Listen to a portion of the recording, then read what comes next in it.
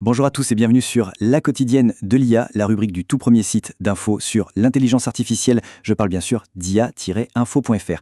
Alors aujourd'hui, on va décrypter ensemble un sujet assez lourd, en se basant sur un article de Didier Taormina qui date de février 2026. Et le titre, il est sans appel, Quand l'IA affame le consommateur. Ça plante le décor, hein. On parle d'une course folle à l'IA qui commence à laisser des traces, et des traces bien réelles, sur notre accès à la technologie de tous les jours. Allez, on y va.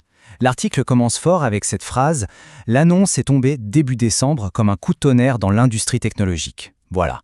Le ton est donné, on comprend tout de suite que ce n'est pas une petite news business comme les autres. Non, non, c'est un vrai séisme et les secousses, elles se ressentent bien au-delà du petit monde de la tech. Et pour vraiment saisir l'onde de choc, il faut qu'on parle de l'entreprise qui est au centre de tout ça. Crucial. Ce nom, il évoque forcément quelque chose pour beaucoup de passionnés. Il est synonyme de performance, oui, mais surtout d'accessibilité. Vous savez, Crucial, c'était bien plus qu'une simple marque. Pendant près de 30 ans, c'était la référence. La référence pour tous ceux qui voulaient monter leur PC, l'améliorer, le bichonner. C'était le symbole de la technologie pour tous.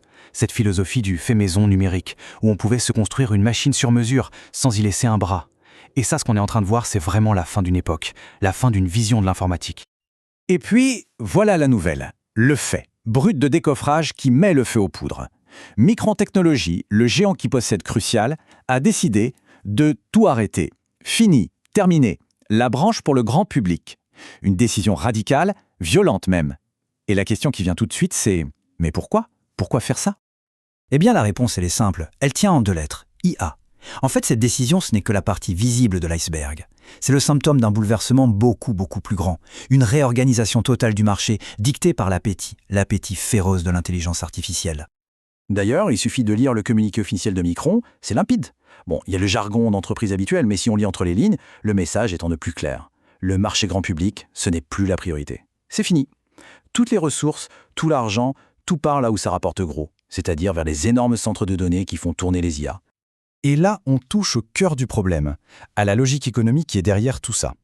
D'un côté, on a la mémoire vive classique pour nos ordinateurs, avec des marges faibles, et de l'autre, la fameuse mémoire HBM, celle qui est vitale pour l'IA. Et là, les marges, elles sont juste spectaculaires. Du coup, pour les fabricants, le calcul est vite fait, c'est un choix purement rationnel, on laisse tomber le marché de masse pour se jeter sur le client qui paye plus. Et la conséquence de ce choix, elle est immédiate. Et elle fait mal. Rien que ce chiffre, en l'espace de quelques semaines à peine, le prix de certaines barrettes de RAM pour le grand public a été multiplié par 3. 3 fois plus cher. C'est une hausse absolument brutale et on nous dit que ce n'est que le début. Et maintenant, on va voir l'effet domino. Parce que évidemment, ça ne s'arrête pas là. Cette crise de la mémoire vive, ce n'est pas un petit problème dans son coin. Non, c'est la première pièce qui tombe et qui va entraîner toutes les autres, dans toute l'industrie électronique. Le mécanisme, il est assez simple. Étape 1, l'IA a une fin de loup pour la mémoire HBM. Étape 2, les fabricants se disent « Ok, on arrête tout le reste et on fabrique que ça ».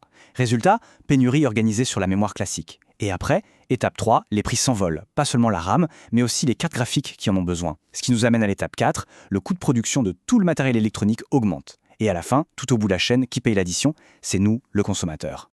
Et quand on parle de l'addition, voilà de quoi on parle concrètement. Ce n'est pas juste un truc de geek qui est touché, on parle de nos outils du quotidien.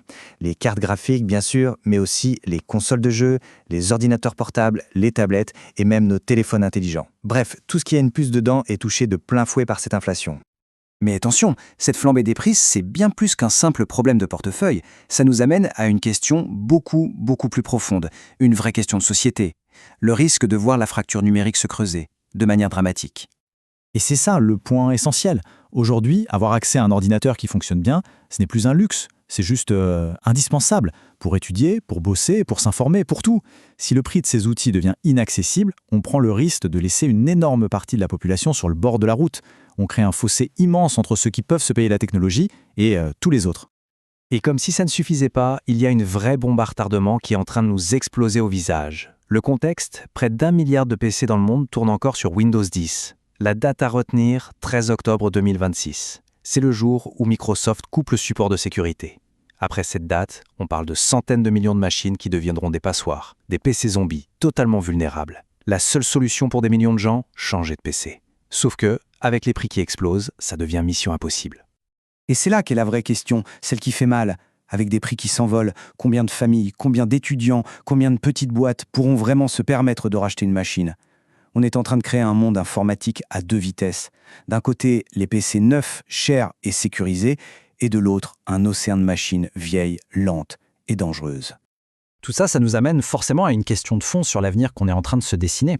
Le progrès, c'est bien, mais comment on fait pour que tout le monde puisse en profiter? Comment on concilie les deux? Et ce dilemme, il est parfaitement résumé ici. On a un véritable combat de titans.